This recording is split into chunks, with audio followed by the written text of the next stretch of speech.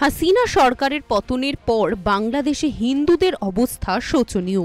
বাড়িঘর পুড়িয়ে দেওয়া, মন্দির ভাঙচুর, মারধর, খুন, ধর্ষণের মতো নৃশংসতা হিন্দুদের সঙ্গে হয়ে চলেছে বলে অভিযোগ। আর সেই সব ঘটনারই এবার নিন্দায় সরব হল ব্রিটেনের সরকার। তাদের পক্ষ থেকে বাংলাদেশের সংখ্যালঘুদের ওপর হিংসা অত্যাচারের বিরুদ্ধে মন্তব্য করা হলো। হাউস অফ কমন্সে বিরোধী কনজারভেটিভ পার্টির সাংসদ বব ব্ল্যাকম্যান বাংলাদেশে হিন্দুদের শোচনীয় অবস্থা নিয়ে আওয়াজ তোলেন। তিনি নিজের সপক্ষে কমিউনিটি অর্গানাইজেশন ইনসাইট ইউকের একটি রিপোর্ট সামনে আনেন। ব্ল্যাকম্যান জানান, এই রিপোর্টে অত্যাচার এবং সহিংসতার কথা উল্লেখ করা হয়েছে। বিশেষত দীপাবলি যত সামনে আসছে ততই পরিস্থিতি আরও উত্তপ্ত হচ্ছে। তিনি আরও জানান, হিন্দুদের বাড়ি জ্বালিয়ে দেওয়া হচ্ছে, ব্যবসায় ক্ষতি করা হয়েছে, এমনকি ভেঙে ফেলে দেওয়া হয়েছে মন্দির।